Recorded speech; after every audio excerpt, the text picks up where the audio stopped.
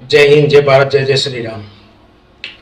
दोस्तों, हर किसी की ये इच्छा रहती है कि उसकी समाज में से एक बंदा ऐसा खड़ा हो जिसका सरकार में मुकाम हो, उसकी बात का वजन हो, उसकी बात चले, उसकी बात को माना जाए।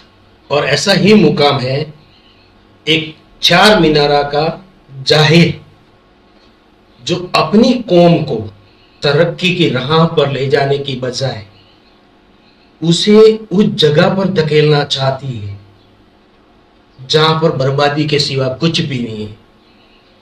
उसके बच्चे विदेश में पढ़ेंगे, उसकी बीवियां एयर कंडीशन की हवा खाएंगी, उसकी बहनें शान और शोहरत की जिंदगी जिएगी। लेकिन वो चाहता है कि मेरे इशारे पे ये कौम बाहर निकले, झगड़ा करे, दंगा करे और मेरा आलू सीधा करे। क्यों भाई? आज की पब्लिक इतनी ना समझ नहीं है जितना तुम समझ रहे हो। तुम तो इनको अनपढ़, गवार, गरीब ही रखना चाहती हो। तुम्हारी तो मनसा यही है कि जो बाहर की जानकारियां हैं वो इनके अंदर आए ही नहीं। जो हमने इनके दिमाग में भरा है बस वही घूमता रहे। दरगाह, मस्जिद कौन छीन रहा है भाई? मैं खुद हिंदू हूं, मैं हिंदू, हाथ जोड़ता हूं।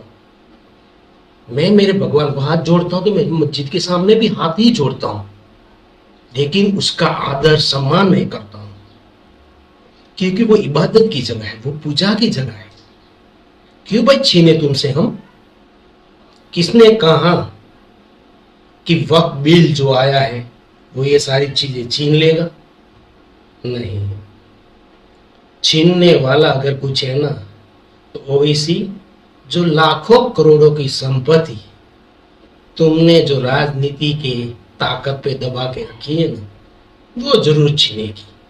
किसी का कुछ नहीं छीनने वाला है। मुझे तो ये लग रहा है कि जो गरीब है बेचारे मुसलमान, वो ऊपर आएंगे, उनके बच्चों को पढ़ाई, उनको अच्छे संस्कार मिलेंगे। लेकिन तुम उनको गरीब रखना चाहते हो, वैसा नहीं होगा।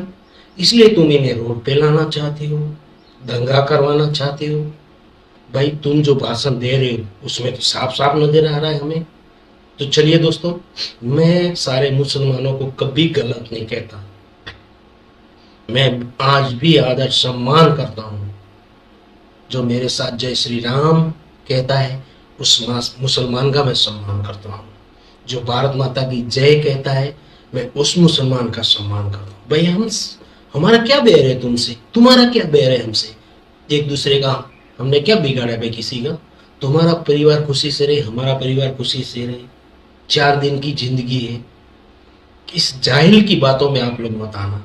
अगर आ गए ना तो नुकसान सबसे ज्यादा आपका ही होना है। ये मेरी बात लिख कर ले लो। देखिए इस वीडियो में साफ साफ नजर आ रहा है कि ये बंदा क्या चाहता है। आम मुसलमानों से प्यारा हिंदुस्तान के ज़रिए से मैं ये अपील करना चाहता हूँ मेरे भाई, बिल्कुल सड़कों पर मत निकलना। ये आपके हक में कानून आया है। आप देख लो, सीए के समय इन लोगों ने बाहर निकलने बोला, आज भी मुकदमे चल रहे हैं, केस चल रहे हैं, कई सारे मुसलमान जेलों में हैं, उन पर मुकदमे चल रहे हैं। ओवैसी आम मुस्लिम माँ बहनों को सड़कों में बैठाना बंद करो। दम है तो अपनी पत्नी, अपनी बेटी, अपनी माता, उनसे लाकर सड़क में आंदोलन कराओ। आम मुस्लिम क्या हो गया इन लोगों को? अपनी मस्जिद को बचाने के लिए, दरगाहों को बचाने के लिए, खानखाओं को बचाने के लिए तुम कब तक लड़ोगे बताओ मेरे को? अरे मैं खराब हूं तो खत्म कर दो मुझे, बता। तू तो अपने कर्मों से खत्म होगा। कोई मस्जिद को नहीं छीन रहा है, कोई दरगाह को नहीं छीन रहा है। हिंदू इतना बेरहम हो ही नहीं सकता कि इबादत की जगह को ठेस पहुंचाए, उसे तकलीफ पहुंचाए, उसे मिटाए। क्या करना है भाई उसे मिटाकर? अगर आपको उसके आगे इबादत करके खुशी मिलती है, आपको ऐसा लग रहा है कि इसमें हमारा भगवान है, हमारा अल्लाह है, तो हमें क्या ऐतराज हो सकता है? भाई पब्लिक तो ऐसा नहीं चाहती। लेकिन ये बंदा है ना, बहुत चालू बंदा है। इससे बच के रहियो। तुम मुझे इस दुनिया से निकाल दो, मगर तुम तो कायद बनो, तुम इत्तेहाद पैदा करो। कब तक तुम इस डर में रहोगे वो जीतेगा ये जीतेगा? अरे कोई भी जीते उसको तुम्हारी मस्जिद से क्या मतलब, कोई भी जीते उसको तुम्हारी शनाख्त से क्या मतलब, कोई भी जीते वो तुमको क्या इंसाफ करेगा? इंसाफ तुमको करना पड़ेगा अपने लिए, आने वाली नस्लों के लिए।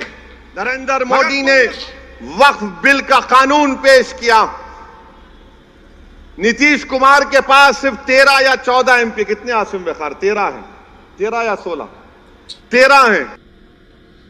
इसकी तकलीफ जो है ना दोस्तों, साफ साफ इसके चेहरे पे झलक रही है। लाखों करोड़ों की जो संपत्ति ये दबाकर बैठा है ना वक्फ बोर्ड के नाम पर, वो अब इसके हाथ से खिसकने वाली है।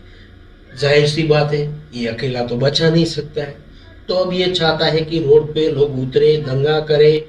अगर एमआईएम पार्टी के 3 एमपी होते, अख्तरुल ईमान और इम्तियाज जलील मेरे साथ होते, मोदी 10 बार सोचते थे ये बिल को लाए ना लाए, मगर आप थाली मार रहे हैं। अगर हमारे 3 एमपी होते, वो कानून या वो बिल नहीं आता जिसके जरिए नरेंद्र मोदी उनकी सरकार वक्फ को खत्म करना चाहते हैं पूरे भारत में। कोई जालिम खातूनों को सड़क पर नहीं निकालो, दम है तो अपने सगे भाई, अपने पिता, अपने बेटे, इन लोगों को सड़कों पर लाओ। आम मुस्लिम नौजवानों को रोजगार से जुड़े रहने दो, वक्फ का जो उनका हक मिल रहा है मिलने दो, उनके कैरियर के साथ मत खेलो। भारत माता की जय। इसका बच्चा तो बड़ी कॉलेज में पढ़ रहा होगा, इसकी बहनें तो एयर कंडीशन की हवा खा रही होगी, इसके भाई लाखों करोड़ों की संपत्ति के मालिक होंगे। ये इनको थोड़े रोड पे उतारेगा, रोड पे तो आपको उतरना है ताकि आपके बच्चे कल को भूखे मरे। और ये संपत्ति आपके नाम पे बांटे कि हमने तो पहले ही कहा था वक्फ बिल कानून गलत है, अब इतने लोग मारे गए, तो ये इसकी जिम्मेदार कौन है? बीजेपी सरकार है। आपकी मौत पे भी राजनीति करेंगे ये ऐसे नेता है। आपको जिंदा रखने के लिए या आपकी जिंदगी संवारने के लिए लोग नहीं कर रहे ये काम, आपकी मौत पे भी ये लोग राजनीति करेंगे। इसलिए मैं तो यही कहूंगा कि सोच समझ कर फैसला ले, पूरी बात को जान कर ले, वक्फ बिल को पूरा पढ़े, उसके बारे में जाने, फिर ही उसका समर्थन या असमर्थन करें। बोलता था, बोलता हूँ, बोलता रहूंगा। वंदे मातरम बोलता था, बोलता हूँ, बोलता रहूंगा। जय श्री राम बोलता था, बोलता हूँ, बोलता रहूंगा। मुसलमानों को मार दिया जाएगा, मस्जिदों को छीन लिया जाएगा, वक्फ लैंड को हिंदुओं को दे दिया जाएगा। आप नकली मुसलमान हैं। या तो वो मुसलमान औरंगजेब के टुकड़ों पे पले हैं, उनके बाप दादा। वह बोर्ड नहीं, इसमें माफिया बैठ गए हैं, माफिया बोर्ड हो गया। सही कह रहे हैं। माफिया से भी बड़े माफिया हैं। गैर हिंदुओं का शामिल होना फिर क्या परेशानी का सबब नहीं बनेगा? ये गिलास फोड़ दो, बाइकाट कर दो, उठ के चले जाओ। मुसलमानों की सबसे मुकद्दस जगह जो है वो मक्का है, अल्लाह का घर वहाँ पे है। तुम यहाँ बेइज्जत होकर क्यों रह रहे हो? वहीं चले जाओ ना। मदरसों में बहुत अवैध गतिविधियां भी होती हैं। आतंकवादी बनाओ, ये तुम्हारे ऊपर है। शिया और सुन्नी का कॉन्फ्लिक्ट क्या है? वो मुसलमान औरंगजेब वाले मुसलमान है, महमूद गजनवी वाले मुसलमान है, प्रॉफिट मोहम्मद वाले मुसलमान नहीं है। 72 हुरे शिया के हिस्से में आएंगे या सुन्नी के हिस्से में? जन्नत में 72 हुरे दिलवाएगा कौन? कुरान मजीद में 4 या 5 जगह शिया का जिक्र है। शिया शब्द भी है, शिया का जिक्र भी है, शिया की वैल्यू भी है, शिया कौन होता है। लेकिन सुन्नी का कहीं मैंने कुरान में पढ़ा नहीं है। पता नहीं कौन से कुरान में लाके ये दिखाएंगे कि सुन्नी फला होता है। संघ देश के लिए कितना फायदेमंद?